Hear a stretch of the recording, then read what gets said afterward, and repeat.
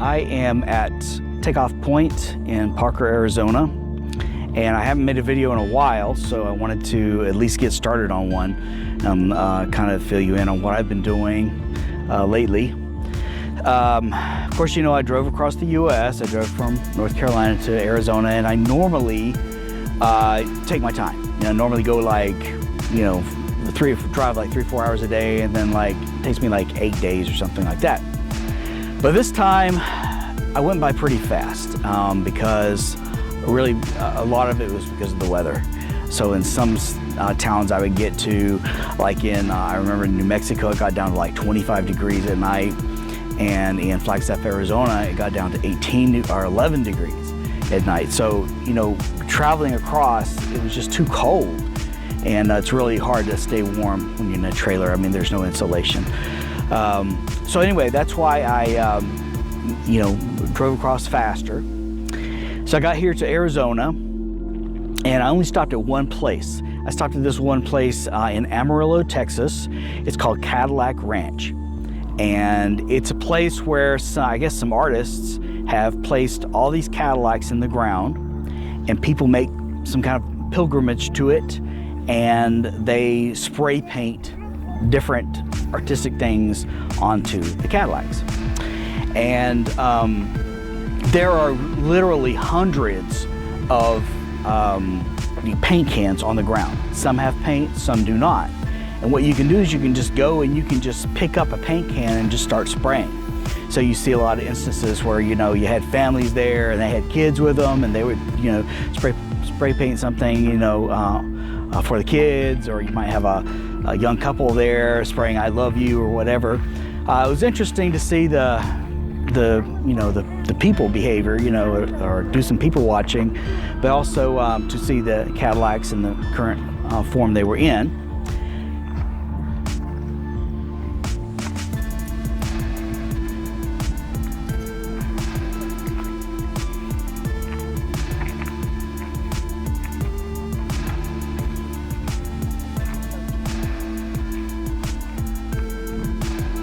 In places like this, it's not explicitly illegal to fly a drone, but it's really in bad taste, and it really annoys the people down there. So I don't do it, but I did want to get this one look, so I flew my drone around 400 feet, which is only slightly illegal, and that's high enough where nobody even notices that it's there.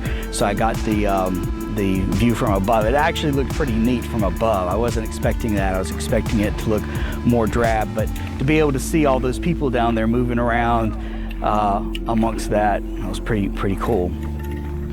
So that was my one stop.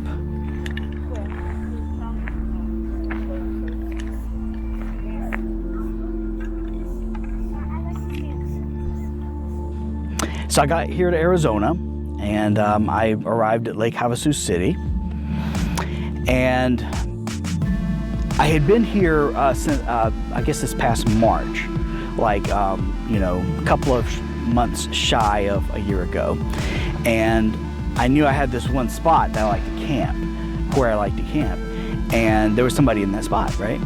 So I was like, well, you know, I'm pulling a trailer, I'm going down this one-lane road that is a dirt road, right? So I thought, well, I got to get out of here and go find somewhere else to camp, right? But I couldn't really turn around anywhere because it was just all sand, and as it says, a one-lane road, and all the turnouts had people camping. So I knew at the very back, or near the back, there was this like big circle. I thought, yeah, I can go down there and make this big circle, and then circle back and then exit this place and go somewhere else. So I tried to do it, and I got stuck. And I could not believe I got stuck, because this has been something I've been very careful to avoid for like, you know, 4 years now, ever since I got the trailer. I couldn't get out.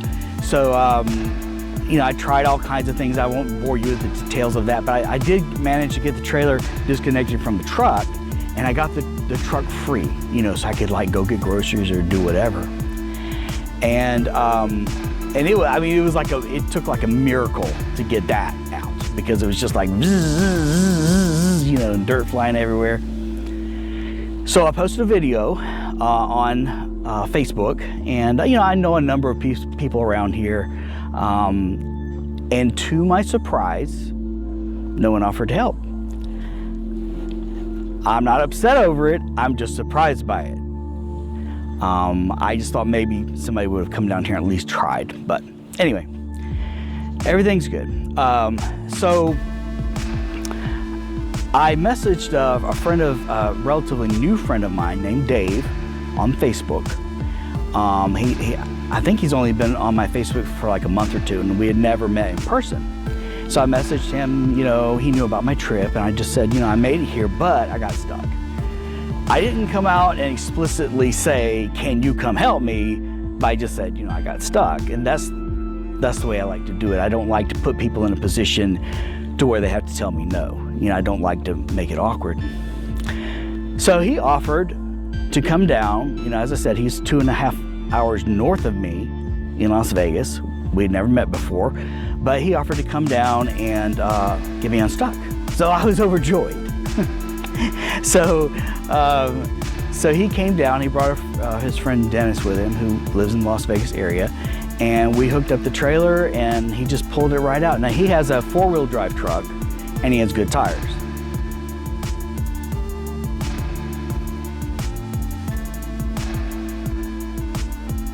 He got me unstuck, and we got the camper situated near the road, not in an area that's, you know, apt to get me stuck. And so we had a good day.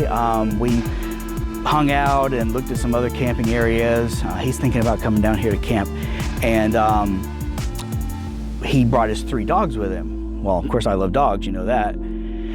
And one of the dogs, by the name of Keeper, is a 15-year-old yellow lab. Well, as you may know, I lost my yellow lab a little bit more than a year ago, and he was 11 and a half, so he was an older dog too. And just spending time with that dog, I know it wasn't Cody, okay, I got that, but it felt like it was. I mean, there was such a resemblance. I mean, just, you know, and so I got to rub him for a little while and spend some time with Keeper.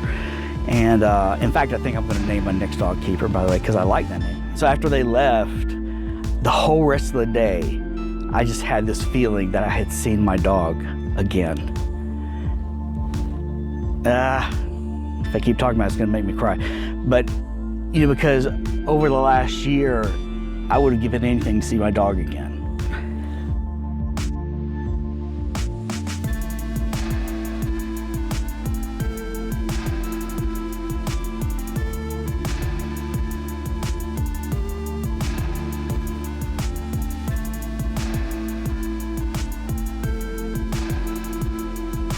So I hope you've enjoyed the scenery behind me. It's very quiet. I'm right next to this place called Parker Dam.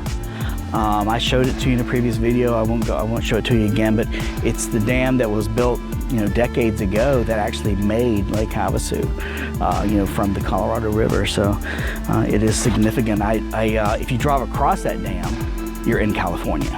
That's how close I am to California. So anyway, thanks for joining me. That's all I have for you for now.